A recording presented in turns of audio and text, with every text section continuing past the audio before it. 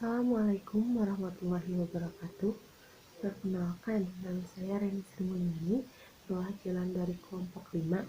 Dengan anggota lain ada Indah Lestari Nababan, Hofifah Oktavianti, Muhammad Faisal, Endrik dan Fadlika, Nopi Oktaviani, dan Opi Putrinanda.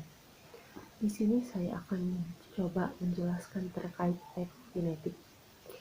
Ekokinetik dapat diartikan sebagai gerakan suatu zat dalam ekosistem. Di lingkungan pada suatu ekosistem terdapat 4 komponen yang akan menentukan lokasi dan interaksi zat kimia, yaitu ada udara, tanah, dan biota atau mikroorganisme. Apabila suatu zat diemisikan, maka lingkungan akan menerapkan ke berbagai komponen seperti udara, tanah, dan biota sampai suatu saat akan terjadi suatu keseimbangan baru yang tergantung pada berbagai kimia, fisika, baik xenobiotik maupun lingkungan. Yang selanjutnya yaitu perjalanan racun dalam lingkungan. Kinetik zat di dalam lingkungan berupa fase atau perjalanan dari zat tersebut. Karena tergantung pada sifat fisika kimia serta sifat biologis, racun dan kondisi di mana ia berada akan menentukan kemana ia pergi, atau dibawa ataupun dialihkan. Nah, dalam perjalanan racun dalam lingkungan ini dibagi menjadi 3 hal. Yang pertama yaitu berdasarkan sumbernya, yang kedua berdasarkan media transportasinya, dan yang ketiga yaitu transformasinya. Yang pertama yaitu berdasarkan sumbernya. Berdasarkan sumbernya, perjalanan zat pencemar dibagi ke dalam 2 golongan, yaitu sumber distributif dan sumber non-distributif. Yang pertama sumber distributif atau tersebar. Zat pencemar ini tersebar sehingga sampai pada waktu yang bersamaan di beberapa tempat di lingkungannya. Contohnya pestisida yang dipakai oleh petani dalam pertanian, bahan kimia untuk rumah tangga, dan gas buangan dari kendaraan. Yang kedua yaitu sumber non-distributif atau tidak tersebar. Sumber pencemar ini tidak terkenal dan pencemar tersebut hanya terlokasi pada satu titik saja. Contohnya seperti pembuangan sampah atau limbah cair. Nah, yang selanjutnya yaitu berdasarkan media transportasinya.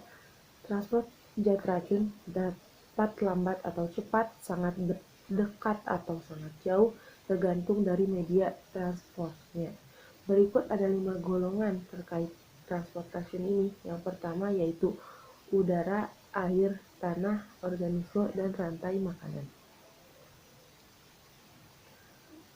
Berdasarkan transformasinya ini dibagi lagi ada transformasi abiotik, fotokimia, sedimentasi, dan hidrolisis.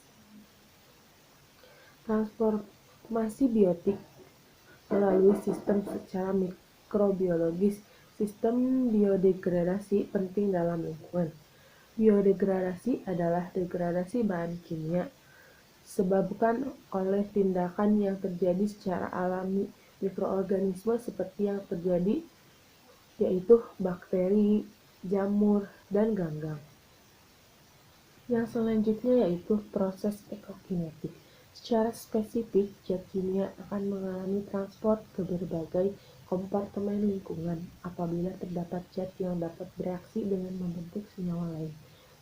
Selain itu, pada saat yang bersamaan akan terjadi paparan terhadap zat asli atau yang ditransformasi terhadap berbagai organisme yang ada di sekitarnya atau yang jauh sekali dari lokasi. Tergantung media transportnya, persistensinya, dan iklim yang mempengaruhinya. Paparan dapat berbentuk macam-macam tergantung dari wujud xenobiotik. Apakah berbentuk gas atau padatan yang sekaligus juga membentuk cara xenobiotik memasuki organisme. Yang selanjutnya yaitu prediksi dan perilaku zat di lingkungan dapat berakhir dengan 3 kemungkinan. Yang pertama yaitu zat kimia tetap berada pada tempat di mana dia mulai masuk atau diemisikan. Yang kedua, zat kimia terbawa masuk ke tanah, sedimen, udara, atau atmosfer. Yang ketiga yaitu zat kimia bertransformasi atau terurai melalui proses kimia, fisik, atau biologis. Yang selanjutnya yaitu terkait toksikokinetik dan racun. Toksikologi adalah ilmu yang mempengaruhi mengenai kerja senyawa kimia yang merugikan organisme hidup. Toksikologi merupakan cabang dari farmakologi yang didefinisikan sebagai ilmu pengetahuan tentang interaksi antara senyawa kimia dengan organisme hidup. Sesuai dengan definisi itu, maka farmakologi tidak terbatas pada penyelidikan senyawa aktif yang memiliki manfaat terapi, tetapi mencakup semua senyawa yang aktif secara biologis seperti racun, insektisida, pestisida, kosmetika, dan komponen makanan. Klasifikasi toksin atau racun.